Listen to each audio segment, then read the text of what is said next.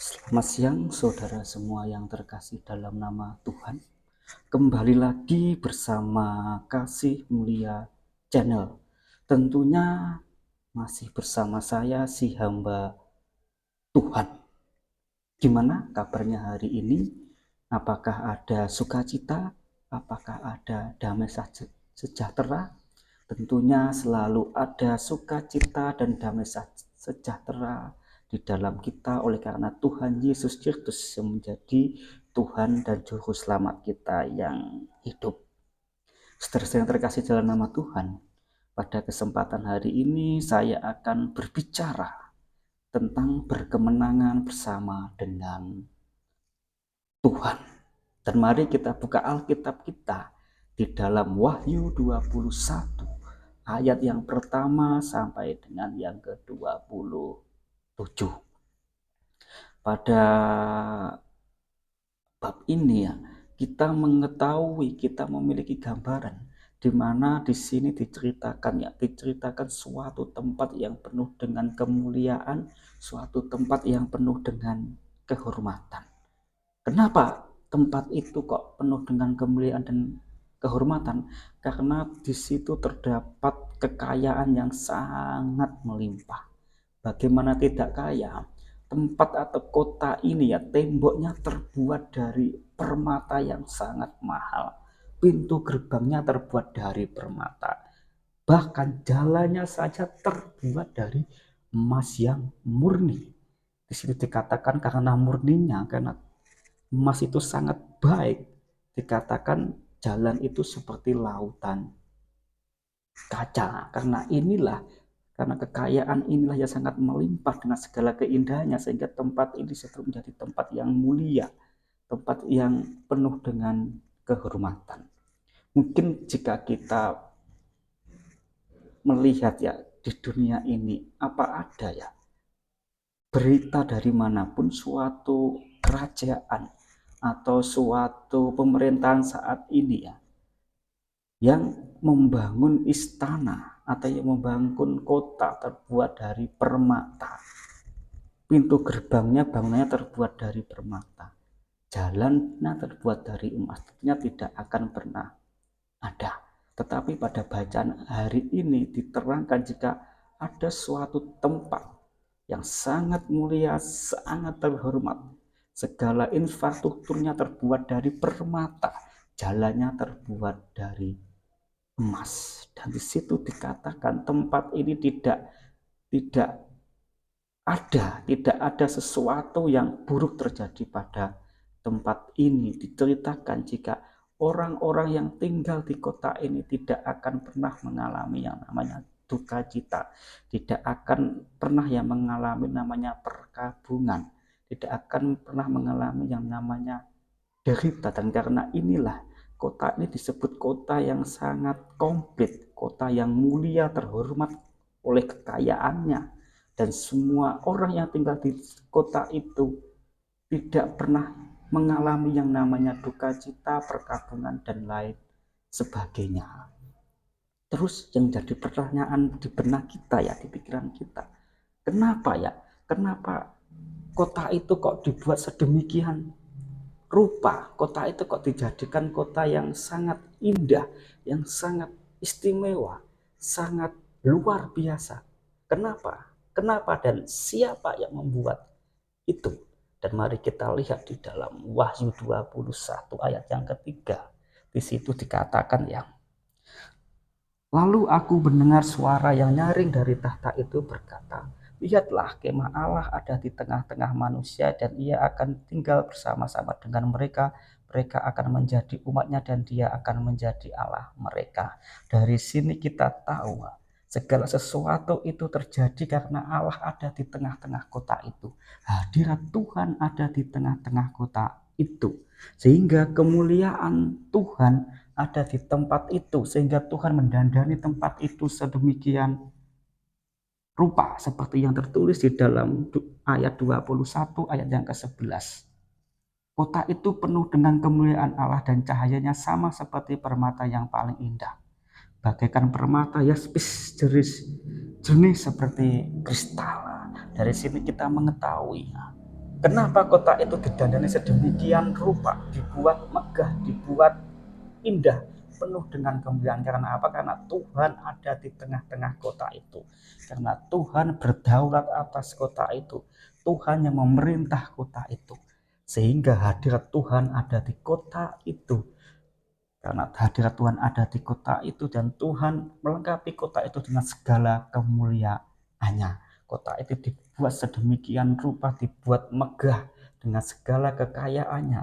Dan Tuhan menjauhkan duka cita ratapan dari tengah-tengah kota itu. Ya, mungkin untuk kita lebih memahaminya, untuk kita bisa lebih memahami dari sini tentang apa yang kita pelajari pada saat ini, ya kita membayangkan jika ada seorang pejabat atau seorang raja yang menginap pada suatu tempat penginapan.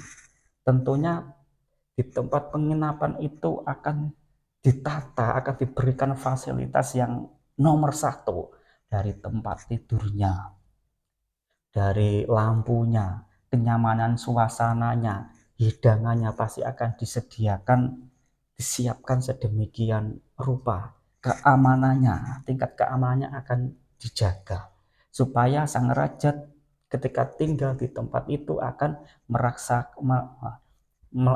merasakan kenyamanan, ketentraman, dan merasakan suatu keindahan seperti itu.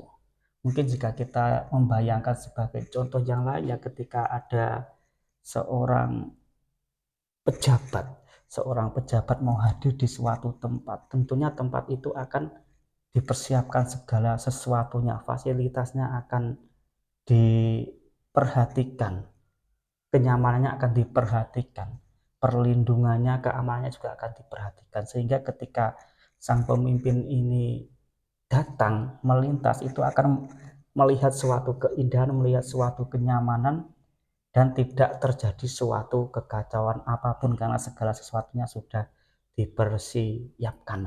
Apalagi ini yang hadir pada tempat itu adalah Tuhan yang berkuasa atas segalanya, yang memiliki segalanya. Jika Tuhan sudah memerintah pada suatu tempat, jika Tuhan sudah berkenan pada suatu tempat dan Tuhan ingin berdaulat atas tempat itu, maka Tuhan akan mendandani tempat itu sedemikian rupa. Saudara saya terkasih dalam nama Tuhan, ya, kembali kepada bacaan kita di dalam Wahyu 21 ayat yang pertama sampai yang ke-27. Di sini berbicara tentang umat pilihan Tuhan, berbicara tentang kerajaan Tuhan, di mana Tuhan berdaulat atas umatnya, Tuhan berdaulat atas tempat itu, Tuhan yang akan memelihara di mana Tuhan itu ada. Juga Tuhan akan memberi perlindungan, Tuhan akan menjamin segala sesuatunya untuk memelihara kelangsungan hidup umatnya. Saudara yang terkasih dalam nama Tuhan, ya, siapakah umat Tuhan ini, ya? Siapakah bait suci Tuhan ini? Bait suci di mana Tuhan itu berdaulat. Siapakah warga kerajaan Tuhan ini? Siapakah mereka orang yang beruntung yang memiliki Tuhan sedemikian rupa? Orang-orang yang beruntung yang dipilih Tuhan menjadi warga kerajaan. Tidak lain dan tentu tidak bukan, itu adalah kita semua. Kita orang yang percaya kepada Tuhan. Hak ini diberikan kepada orang-orang yang percaya kepada Tuhan, yang menjadi umat kepunyaan Tuhan. Mari kita lihat di dalam 1 Korintus 6 ayat 19 dan 1 Korintus 3 ayat yang ke-16. Di situ dikatakan, atau tidak tahukah kamu bahwa tubuhmu adalah bait Roh Kudus yang diam di dalam kamu, Roh Kudus yang kamu peroleh dari Allah, dan bahwa kamu bukan milik kamu sendiri. Tidak tahukah kamu bahwa kamu adalah bait Allah, dan bahwa Roh Allah diam di dalam kamu? Nah, ini dari sini kita memahami, kita orang percaya, umat kepunyaan Tuhan yang menerima Roh Kudus dari Tuhan, yang menjadikan Tuhan berdaulat atas diri kita, sehingga kita dipilih Tuhan menjadi bait sucinya. Kita dipilih Tuhan menjadi warga kerajaannya. Kita adalah gambaran kecil dari Yerusalem, yaitu kota pilihan Tuhan, kota kudus Tuhan, di mana Tuhan berdaulat atas kota itu. Nah, juga karena kita adalah gambaran dari Yerusalem dan Tuhan berdaulat atas diri kita, kita dijadikan bait suci bagi kemuliaan nama Tuhan. Kita dijadikan bait bagaimana Tuhan menunjukkan kuasanya melalui diri kita di dalam tingkah laku kita sehari-hari. Dan dengan itu semua, pastinya Tuhan akan memelihara hidup kita, akan menjaga kelangsungan hidup kita, akan memberkati hidup kita dengan segala kemuliaan, dengan segala kehormatan. Seperti gambaran yang telah kita baca pada saat ini ya, kota yang dihiasi Tuhan seperti itu, kota yang penuh kemuliaan kekayaan, kota yang dihiasi dengan permata, jalannya yang penuh dengan emas. Begitu juga Tuhan akan mendandani kita sedemikian rupa, akan memelihara hidup kita sedemikian rupa, karena kita adalah umat kepunyaan Tuhan, umat pilihan Tuhan, umat yang dicintai oleh Tuhan. Maka dari itu, saudara saya terkasih dalam nama Tuhan, janganlah kita khawatir akan kelangsungan hidup kita, baik saat ini dan kehidupan kita di masa depan, karena Tuhan yang akan memelihara hidup kita. Janganlah kita khawatir akan hidup kita, sebab Tuhan akan yang berkarya kepada kita, karena kita adalah umat kepunyaan Tuhan. Janganlah kekhawatiran itu menjadikan kita tidak lagi seperti yang Tuhan kehendaki, seperti orang yang tidak memiliki Tuhan yang sangat luar biasa, Tuhan yang mampu memberikan segalanya kepada umat yang dikasihinya. Dan mari kita buka di dalam Matius 6 ayat yang ke-25 sampai yang ke-34. Di situ diceritakan Tuhan memberi perumpamaan, berbicara melalui firman-Nya dengan perkataan yang demikian. Karena itu aku berkata kepadamu, janganlah khawatir akan hidupmu, akan apa yang hendak kamu makan atau apa yang hendak kamu minum, dan jangan khawatir pula akan tubuhmu, akan apa yang hendak kamu pakai. Bukankah hidup itu lebih penting daripada makanan, dan tubuh itu lebih penting daripada pakaian? Pandanglah burung-burung di udara, yang tidak menanam, tidak mengumpulkan, tetapi diberi makan oleh Bapamu yang di surga. Bukankah kita melebihi burung-burung itu, karena kita umat pilihan Tuhan, umat yang dikasihi oleh Tuhan? Dan pandanglah bunga-bunga di ladang, yang saat ini ada, yang esok dibuang dalam api ya. Di sini diceritakan jika Salomo dalam segala kemegahannya saja tidak berpakaian seindah bunga-bunga di ladang yang saat ini ada dan besok hilang, dibakar dalam api ya. Tentunya Tuhan akan mendandani kita lebih daripada itu, karena kita orang yang percaya kepada Tuhan. Maka dari itu, terlebih dahulu kita harus percaya kepada Tuhan. Kita berusaha mencari kebenaran Tuhan. Kita cari kebenaran Tuhan. Kita berusaha menyatakan kerajaan Tuhan di dalam kehidupan kita. Jika kita berusaha menyatakan Tuhan di dalam kehidupan kita, kerajaan di dalam kehidupan kita, maka Tuhan akan yang berdaulat atas hidup kita.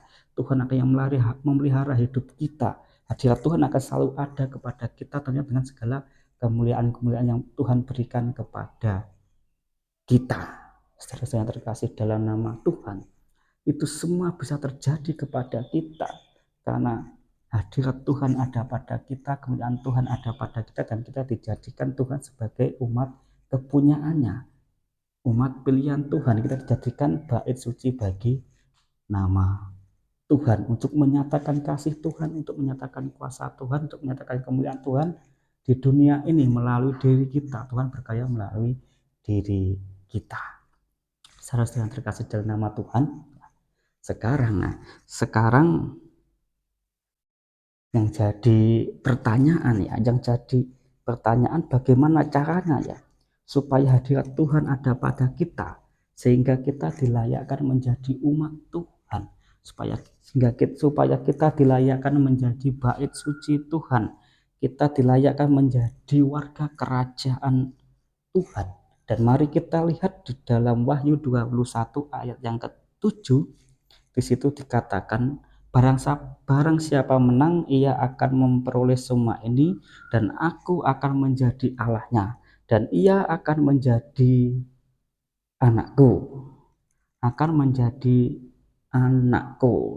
Dari sini kita tahu untuk menjadi umat kepunyaan Tuhan, untuk menjadi bait suci bagi nama Tuhan, untuk menjadi warga kerajaan Tuhan, kita harus menang atas diri kita. Kita harus menang atas diri kita di dalam kehidupan kita sehari-hari. Kita harus menang di dalam pertandingan iman kita.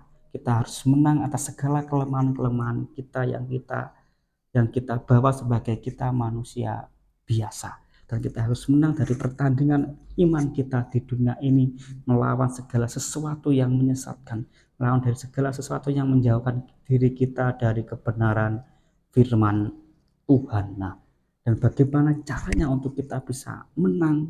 Bagaimana caranya untuk kita bisa menang atas diri kita dari segala kelemahan kita, dari segala jerat-jerat yang ada pada dunia ini, supaya kita bisa menang dari kuasa-kuasa gelap yang berusaha menjauhkan kita dari kebenaran firman Tuhan. Dan mari kita lihat di dalam Wahyu 21 ayat yang 23, di situ dikatakan, kota itu tidak memerlukan matahari dan bulan untuk menyinarinya, sebab kemuliaan Allah meneranginya dan anak domba itu adalah lampunya. Dari sini kita bisa memahami, untuk menjadi seseorang pemenang kita harus berada di dalam terang Tuhan. Terang Tuhan yang membawa kepada sumber kehidupan. Terang Tuhan yang memberikan umatnya, yang menuntun umatnya kepada jalan keselamatan. Dengan kita menggantungkan diri kita kepada Tuhan yang adalah sumber terang, sehingga kita akan selalu berada dalam terang Tuhan.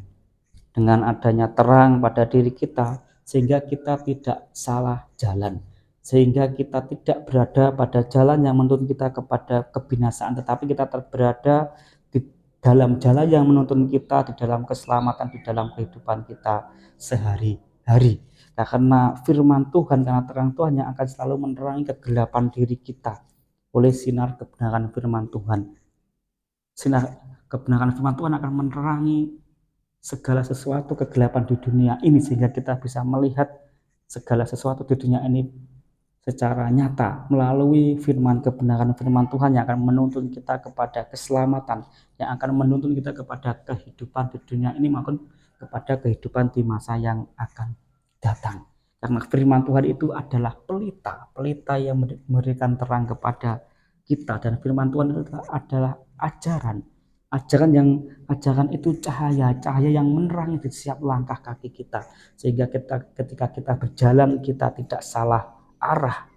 Dan firman Tuhan, terang Tuhan itu adalah yang mendidik kita kepada jalan kebenaran, yang membawa kita kepada jalan kehidupannya.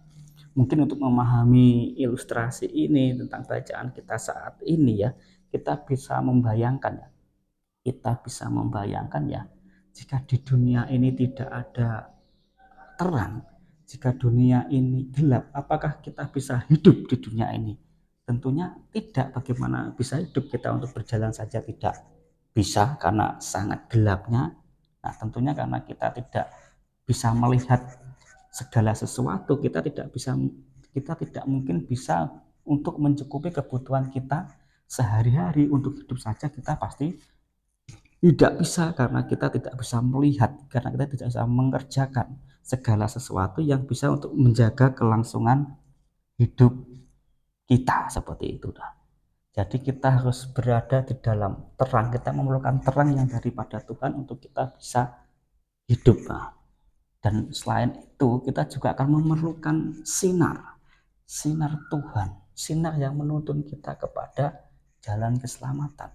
Setelah kita mendapatkan terang yang daripada Tuhan sehingga kita bisa hidup, karena kita bisa mengusahakan untuk segala sesuatu untuk kelangsungan hidup kita, dan kita akan diberi sinar Tuhan, sinar yang menuntun kita kepada jalan kebenaran. Dengan sinar itu kita bisa tahu mana jalan yang bisa menjaga kelangsungan hidup kita. Kita bisa tahu jalan yang membawa kita kepada keselamatan hidup kita. Saudara-saudara yang terkasih dalam nama Tuhan, nah, untuk kita bisa berkemenangan di dalam hidup kita, untuk kita bisa berkemenangan atas pertandingan iman kita di dunia ini, yang pertama kita harus selalu berada di dalam terang Tuhan yang adalah sumber kehidupan, yang memberikan hidup kepada kita, yang memberikan keselamatan kepada kita. Dan yang kedua adalah kita harus totalitas di dalam penyerahan diri kepada Tuhan, seperti yang tertulis di dalam Wahyu 21 ayat yang ke-8.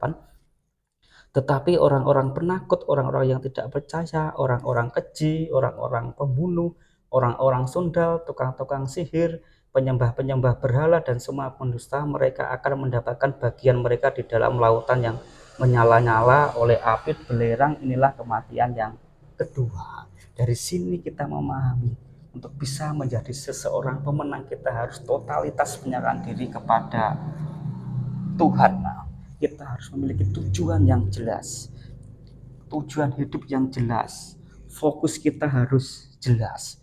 Kita harus selalu percaya kepada Tuhan, kita harus selalu percaya kepada kebenaran firman Tuhan.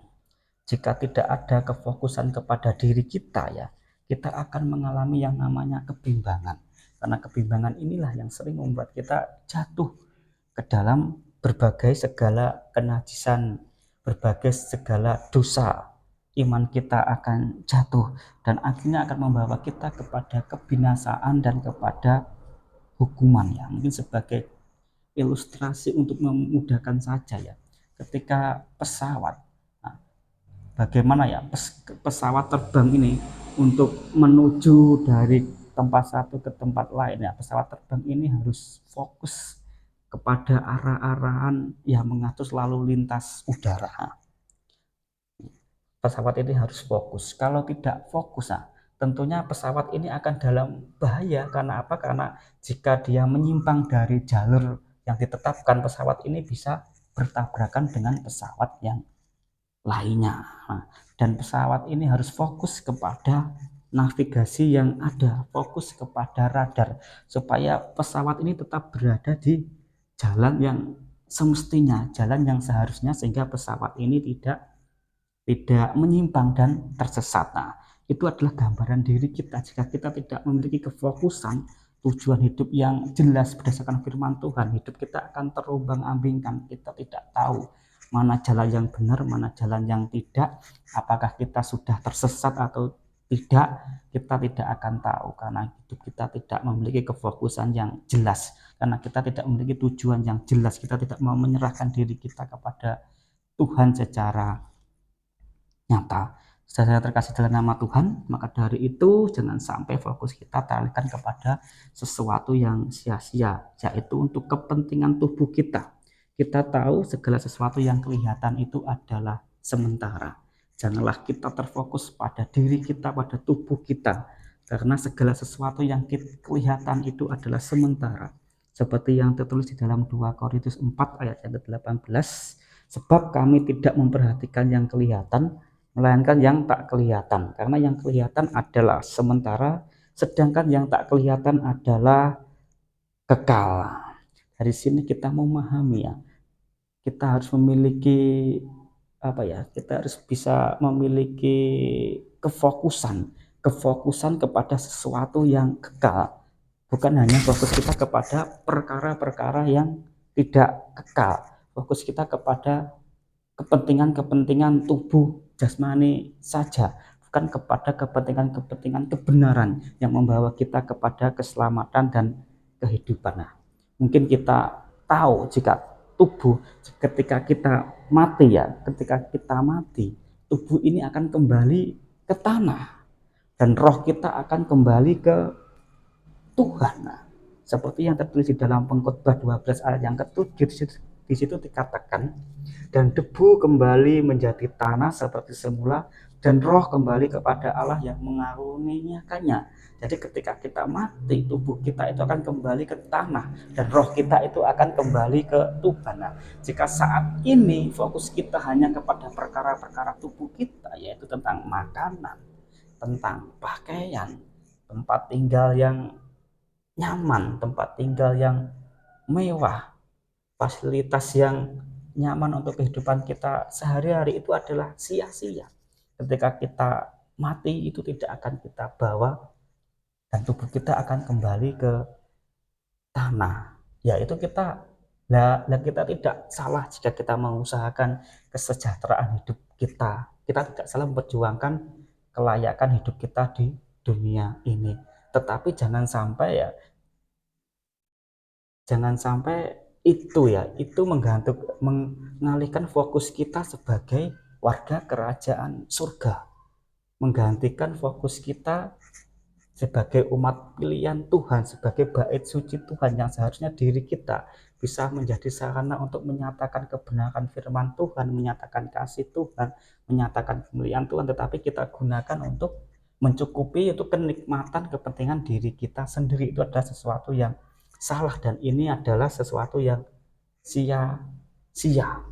Saya yang terkasih dalam nama Tuhan. Nah, yang paling penting di sini kita haruslah juga memikirkan perkara-perkara yang berkaitan dengan kehidupan di masa yang akan datang. Dari sini kita memahami ya.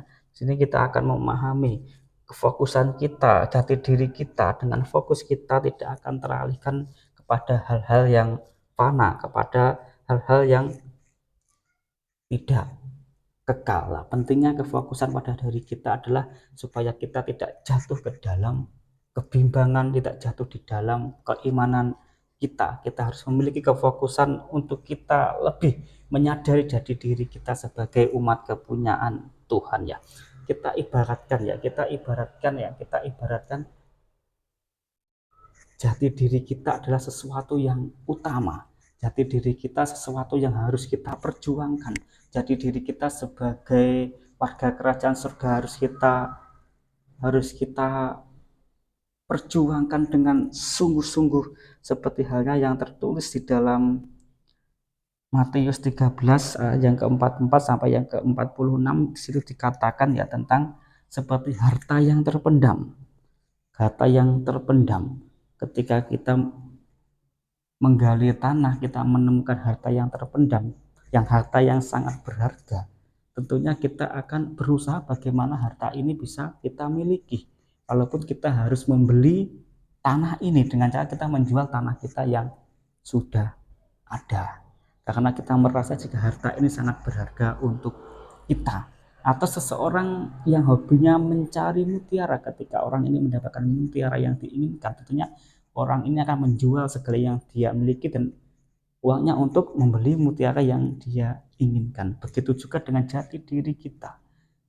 Tujuan kita sebagai warga kerajaan surga inilah yang harus kita utamakan, yang harus kita dahulukan, yang harus kita perjuangkan. Janganlah kita terfokus pada dunia-dunia di luar sana, tentang kepentingan-kepentingan yang sia-sia, yang sifatnya hanya sementara. Dan kita harus senantiasa berjaga-jaga dan waspada supaya kita tidak mengalami kepada kejatuhan yang akan menuntun kita kepada kebinasaan, yang akan menuntun hidup kita jauh dari kodrat kita sebagai umat kepunyaan Tuhan, bait suci Tuhan. Kita perlu menyiapkan segala sesuatunya dengan baik. Kita harus senantiasa menyerahkan hidup kita kepada Tuhan secara total, secara menyeluruh, jangan kita setengah-setengah. Sebab firman Tuhan mengatakan jika orang itu setengah-setengah, tidak dingin dan tidak panas, orang itu akan dimutahkan oleh Tuhan. Orang ini akan ditolak oleh Tuhan, dan orang ini akan dihapus dari warga kerajaan Tuhan ya. Saudara yang terkasih dalam nama Tuhan ya, untuk bisa berkemenangan di dalam kehidupan kita, kita bisa berkemenangan di dalam perjuangan iman kita di dunia ini, yang pertama tadi kita harus tetap berada di dalam terang Tuhan yang adalah sumber kehidupan yang menuntun kita kepada jalan keselamatan. Dan yang kedua, kita harus totalitas di dalam penyerahan diri kepada Tuhan. Kita harus fokus, kita jangan setengah-setengah, karena jika kita setengah-setengah kita akan jatuh ke dalam pencobaan, kita akan jatuh ke dalam kebimbangan yang akan akhirnya membawa kita jauh kepada jati diri kita sebagai warga kerajaan surga. Fokus kita akan teralihkan kepada dunia-dunia yang fana. Dan yang ketiga adalah setia kepada Tuhan sampai akhir. Mari kita lihat di dalam Wahyu 21 ayat 6. Firman Tuhan mengatakan, firman-Nya lagi kepadaku, semua yang telah terjadi, Aku adalah Alfa dan Omega, yang awal dan yang akhir. Orang yang haus akan kuberi minum dengan cuma-cuma dari mata air kehidupan. Nah, dari sini kita memahami, untuk menjadi seseorang yang berkemenangan di dalam hidup ini, atas perjuangan iman kita harus setia sampai akhir. Kita jangan setengah-setengah. Jika Tuhan yang memulai, Tuhan juga yang mengakhiri. Jika Tuhan yang merencanakan, Tuhan juga yang akan menyelesaikan, karena kita tahu Tuhan kita adalah yang awal dan yang akhir. Tuhan kita adalah Alfa dan Omega. Dengan kita setia kepada Tuhan, kita akan mengetahui karya Tuhan yang sebenarnya. Seperti yang tertulis di dalam pengkhotbah, Ia membuat segala sesuatu indah pada waktunya, bahkan Ia memberikan kekekalan dalam hati mereka, tetapi manusia tidak dapat menyelami pekerjaan yang dilakukan Allah dari awal sampai akhir. Dan juga di dalam Yeremia 29 ayat 11, sebab aku ini mengetahui rancangan-rancangan apa yang ada padaku mengenai kamu. Demikianlah firman Tuhan, yaitu rancangan damai sejahtera dan bukan rancangan kecelakaan, untuk memberikan kepadamu hari depan yang penuh dari harapan. Dari sini kita bisa mengetahui, dengan kita setia kepada Tuhan sampai akhir, kita akan mengetahui karya Tuhan yang sesungguhnya. Nah, mungkin jika kita bisa membayangkan ya, jika kita bisa membayangkan tadi kembali kepada pesawat ya. Jika pesawat ini mengikuti radar sebagaimana mestinya, petunjuk-petunjuk dari pengatur lalu lintas mengikuti radar supaya pesawat ini tetap berada di jalannya, tentunya pesawat ini bisa sampai ke tempat tujuan dengan selamat. Nah, tetapi ketika pesawat ini di tengah-tengah jalan sudah gagal fokus, tidak memperhatikan tentang ketetapan-ketetapan yang berlaku, tentunya pesawat ini akan bisa saja karena keteledoran sang pilot, bisa saja pesawat ini akan pindah jalur sebagaimana yang mestinya. Nah, sebagaimana yang mestinya pesawat ini bisa sampai ke tempat tujuan dengan selamat, karena keteledoran sang pilot kurang memperhatikan segala peraturan yang ada, sehingga pesawat ini melenceng dari jalur. Bisa saja pesawat ini tersesat kepada suatu tempat dan hilang, dan mendatangkan kecelakaan bagi semua penumpangnya. Atau pesawat ini pindah jalur, sehingga pesawat ini berada di jalur pesawat yang lain, dan akhirnya akan menimbulkan kecelakaan udara, dan ini akan menimbulkan suatu kemalangan bagi semua penumpangnya. Nah, begitu juga di dalam kita memperjuangkan kehidupan kita sehari-hari, untuk kita bisa berkemenangan atas diri kita setiap hari, atas pertandingan iman kita harus setia kepada akhir. Kita harus setia sampai akhir. Jika kita di tengah jalan kita sudah menyerah, tentunya kita tidak akan bisa melihat keindahan dan karya Tuhan pada akhirnya, karena kita di tengah-tengah saja kita sudah putus jalan ya. Mungkin untuk lebih memahaminya, hal ini ya, selain uraian tentang pesawat tadi ya, yang seharusnya pesawat tadi ini bisa sampai ke tempat tujuan dengan selamat, karena pesawat ini kurang fokus, sang pilot leader, sehingga pesawat ini mengalami yang namanya kemalangan. Yang seharusnya pesawat ini bisa sampai dengan tujuan dengan keadaan selamat, karena pesawat ini ya keteledorannya di tengah jalan akhirnya mendatangkan kecelakaan. Nah, mari kita lihat kisah Ayub. Kita tahu Ayub adalah seorang yang sangat soleh, yang diberkati Tuhan sedemikian rupa. Ketika suatu ketika ya, Ayub ini mendapatkan suatu ujian yang sangat luar biasa. Keluarganya habis, kekayaannya habis, ditinggalkan istrinya. Bahkan Ayub ini menderita penyakit kusta. Jika kita berada di posisi Ayub, kita akan bertanya-tanya, kenapa Tuhan saya taat kepadamu, saya memelihara hukum-hukummu, saya tidak menjauh dari segala yang engkau perintahkan, tetapi kenapa ini terjadi kepada saya? Mungkin jika kita menjadi Ayub, kita akan memiliki pikiran seperti itu. Dan jika kita pada saat di titik terendah ini kita tidak setia kepada Tuhan ya, tentunya kita tidak akan melihat karya yang indah Tuhan di akhirnya. Karena tentang kisah Ayub ini diceritakan ketika Ayub ini setia sampai akhir, Tuhan memulihkan keadaan Ayub seperti sedia kala.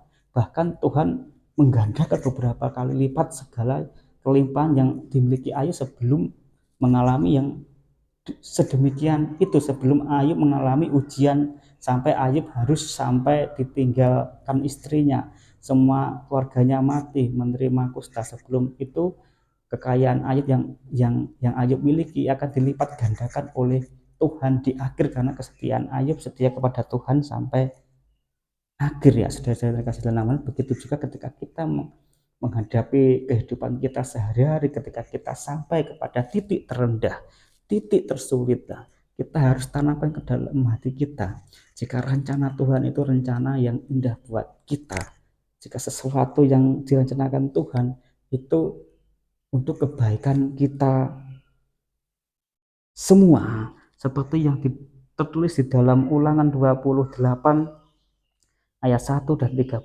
Jika engkau baik-baik mendengar suara Tuhan Allahmu dan melakukan dengan setia segala perintahnya yang kusampaikan kepadamu pada hari ini, maka Tuhan Allah akan mengangkat engkau di atas segala bangsa di bumi. Tuhan akan mengangkat engkau menjadi kepala, bukannya ekor. Engkau akan tetap naik, bukannya turun. Apabila engkau mendengarkan perintah Tuhan Allahmu yang kusampaikan pada hari ini, kau lakukan dengan setia. Segala sesuatunya ini akan berdampak bagi kita. Kita akan dibuat naik, bukannya turun. Kebaikan Tuhan akan menyertai kita, asalkan kita tetap setia kepada Tuhan sampai akhir ya.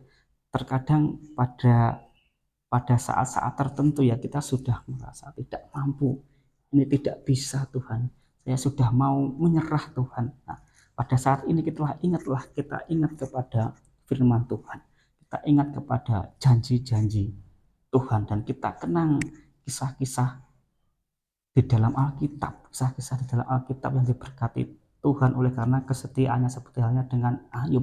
Karena Ayub setia, maka di akhir Ayub bisa mendapatkan pemulihan yang sangat luar biasa.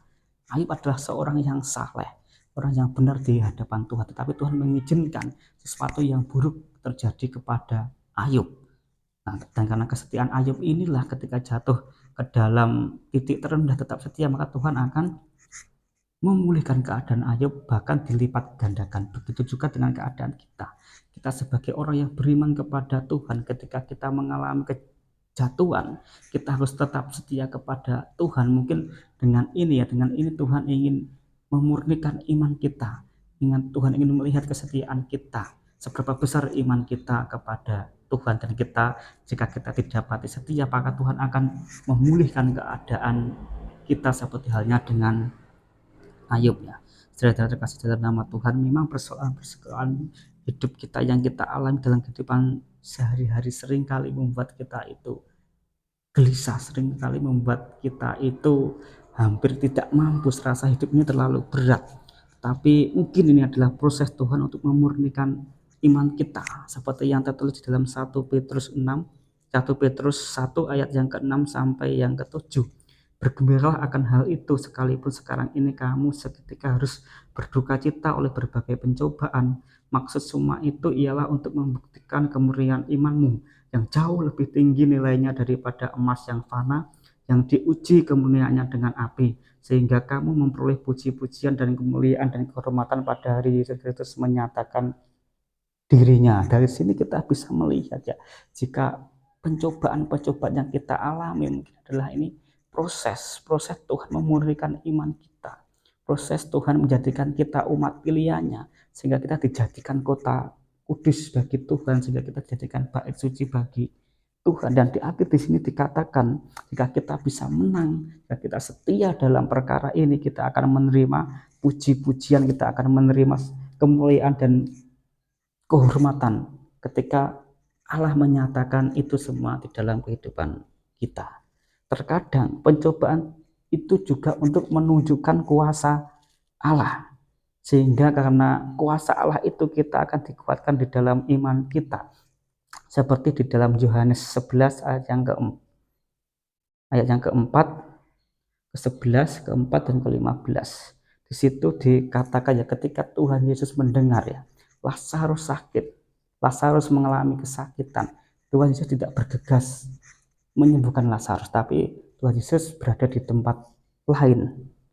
Nah, mungkin ketika sang kakak Lazarus ini mengabarkan kepada apa ya, keadaan adiknya yang sakit, nah mungkin memiliki pengharapan, jika Tuhan Yesus ada di tempat ini pasti adiknya ini akan sembuh. Makanya sang kakak-kakak dari Lazarus ini mengirimkan kabar kepada Tuhan Yesus supaya Tuhan Yesus bisa hadir di tempat itu. Tetapi dari bacaan ini kita melihat jika Tuhan Yesus tidak hadir untuk menyembuhkan Lazarus, dan pada akhirnya Lazarus mati ya. Ketika baru Lazarus mati, nah Tuhan Yesus ini baru datang ke tempat Lazarus, kepada keluarga, kepada kakak-kakak Lazarus, dan di situ kakak Lazarus mengatakan, andai saja Tuhan ada di tempat ini, tentunya adik saya tidak akan mati ya. Tetapi dari sini Tuhan Yesus memiliki rencana lain. Ya mungkin sebagai kakaknya ini akan merasakan kekecewaan yang sangat luar biasa. Kenapa Tuhan tidak hadir ketika saya memberi kabar jika adik saya sakit? Nah, seandainya saja Tuhan hadir, pasti adik saya tidak akan mati. Mungkin jika kita berada dalam posisi kakaknya Lazarus juga demikian. Kenapa Tuhan kok tidak hadir? Seandainya Tuhan hadir, pasti adik saya tidak akan mati dan saya tidak akan bersedih. Mungkin karena hal yang demikian ini sering membuat hati kita kecewa, karena karena kita apa ya, kita tidak, karena segala sesuatu tidak sesuai yang kita harapkan ya.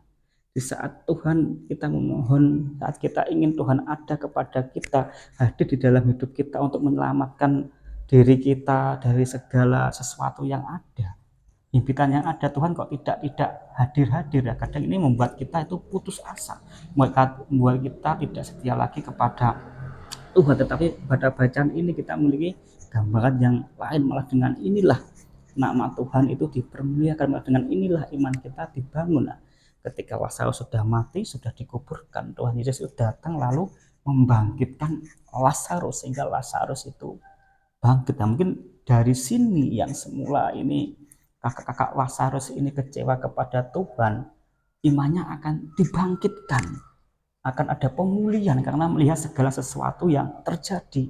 Orang yang mati saja bisa disembuhkan oleh Tuhan. Dari sini mungkin murid-murid Tuhan Yesus melihat jika orang yang mati saja bisa disembuhkan. Jadi dari sini murid-muridnya memiliki iman yang tumbuh kembali, tumbuh semakin lebih lagi. Karena segala sesuatu tidak ada yang mustahil bagi Tuhan. Dan kita tahu iman itu timbul dari pendengaran, dan pendengaran oleh karena firman yang tertulis dalam Roma 10 ayat yang ke-17. Dari kisah ini ya, ada pemulihan bagi kakak-kakak Lazarus, karena kekecewaannya, karena kesedihannya atas meninggalnya Lazarus dipulihkan seketika ketika Tuhan Yesus mampu membangkitkan Lazarus. Dan murid-murid Tuhan Yesus akan diberi iman yang lebih lagi. Jika mengikut Tuhan tidak ada sesuatu yang mustahil, segala sesuatu bisa dikerjakan oleh Tuhan ya, saudara-saudara yang terkasih dalam nama Tuhan, untuk kita bisa menang atas diri kita dari segala kelemahan kita dan untuk kita bisa menang atas pertandingan iman kita. Yang pertama tadi adalah kita tetap berada di dalam terang Tuhan. Yang kedua, kita harus ada totalitas di dalam penyerahan diri kepada Tuhan. Dan yang ketiga, kita harus setia sampai akhirnya. Saat kita bisa menang atas diri kita dari segala kelemahan kita dan menang atas pertandingan iman kita, itu akan menimbulkan jatuh cintanya Tuhan kepada kita, rasa kasihnya Tuhan kepada kita. Tuhan akan mengasihi kita. Kita akan dijadikan umat pilihan Tuhan. Kita akan dijadikan bait sucinya Tuhan. Kita akan dijadikan warga kerajaannya Tuhan. Kita akan dijadikan Yerusalem yang baru, yang kudus bagi Tuhan. Nah, ketika ini sudah ada pada diri kita, ketika kita sudah menjadi orang pilihan Tuhan, Tuhan akan selalu menyertai kita dengan segala kemuliaannya. Tuhan akan selalu melindungi kita dari segala sesuatu karena kita berharga di mata Tuhan ya. Mungkin di saat ini kita sedang berjuang dari sakit penyakit kita. Kita mengalami sakit yang bertahun-tahun tidak sembuh. Percaya saja, jika kita adalah bait suci Tuhan, jika kita umat pilihan Tuhan, Tuhan pasti akan menyembuhkan kita. Tuhan pasti akan memelihara hidup kita. Tuhan akan memulihkan keadaan kita karena kita orang yang dikasih-kasih, yang sangat dikasih oleh Tuhan. Yang terpenting adalah kita harus tetap berada dalam jalan kebenaran firman Tuhan. Kita harus bisa menjadi seseorang yang menang atas diri kita, atas iman kita, sehingga kita selalu dilayakkan menjadi umat pilihan Tuhan. Mungkin yang saat ini kita sedang berjuang di dalam karir kita di dalam usaha, di dalam pekerjaan dan lain sebagainya. Mungkin kita mengalami persaingan bisnis yang sangat ketat. Di saat ini kita berada di titik terendah karena kita mengalami bisnis kita kalah dengan orang-orang di sekitar kita, bisnis kita kalah dengan bisnis orang lain. Jika seperti ini terus, kita akan mengalami yang namanya kejatuhan. Tetapi kita harus ingat, kita adalah warga kerajaan surga. Kita punya Tuhan yang sangat luar biasa. Tuhan tidak mungkin orang yang dikasihinya itu jatuh dan binasa. Pasti Tuhan akan memberikan pertolongan kepada kita. Tuhan akan membantu kepada kita. Tuhan akan mengangkat kita sehingga kita memperoleh kemuliaan yang daripada Tuhan, karena kita berharga di mata Tuhan. Seperti halnya Tuhan mendandani kota kudus dengan segala kemegahannya, dibangun dari permata, jalannya terbuat dari emas, di sana tidak ada duka cita, tidak ada ratapan. Nah, begitu juga Tuhan akan membangun kita sedemikian rupa. Tuhan akan melimpahi kita dengan segala kemuliaan, dengan segala kehormatan. Duka cita kita akan dihilangkan oleh Tuhan. Kita hanya akan selalu merasakan sukacita yang daripada Tuhan jika kita menyadari jati diri kita adalah warga kerajaan surga. Kita berusaha melayakkan diri kita sebagai umat pilihan Tuhan dengan kita hidup tak berada di dalam terang Tuhan. Kita serahkan hidup kita secara total kepada Tuhan dan kita harus setia kepada Tuhan sampai akhir. Dan kita sadari mungkin pencobaan-pencobaan yang kita alami, kejatuhan kita yang alami saat ini adalah proses Tuhan ingin memurnikan iman kita.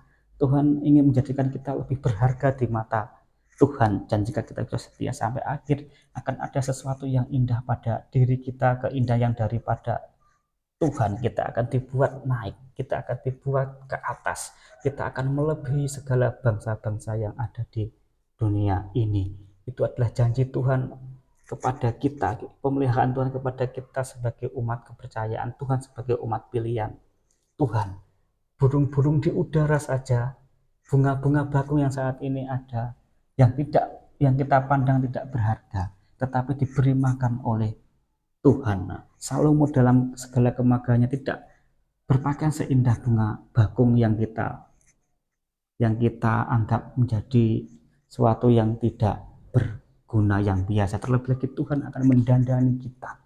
Jika sesuatu yang biasa saja didandani Tuhan sedemikian rupa, terlebih lagi kita umat kepunyaan Tuhan, Tuhan akan menjaga hidup kita, melindungi hidup kita, memelihara hidup kita dan membawa kita kepada jalan keselamatan. Karena hadirat Tuhan ada pada kita. Karena kita adalah umat kemuliaan Tuhan, karena kita umat pilihan Tuhan, karena kita adalah bait suci Tuhan. Pasti Tuhan akan menyertai kita, melindungi kita, dan senantiasa memberikan keindahan kita di akhirnya nanti, asal kita tetap setia kepada Tuhan sampai akhir. Amin. Demikianlah yang dapat saya sampaikan ya. Semoga ini bisa menjadi penguat kita untuk kita senantiasa mengikut Tuhan, untuk kita bisa setia sampai akhir di dalam mengikut Tuhan, dan kita bisa berkemenangan di dalam kehidupan kita di dunia ini maupun berkehidupan kita di masa yang akan datang. Kita bisa hidup bersama-sama dengan Tuhan di kerajaan Tuhan, yaitu di kerajaan surga yang kekal. Di sana tidak akan ada yang namanya ratapan, di sana tidak akan ada yang namanya perkabungan, duka cita tidak ada. Yang ada adalah selalu sukacita, karena Tuhan yang akan memelihara hidup kita, akan yang menyediakan segala sesuatu yang kita butuhkan. Karena Tuhan kita, Tuhan yang baik, karena hadirat Tuhan ada pada diri kita senantiasa, karena kita adalah umat kepunyaan Tuhan.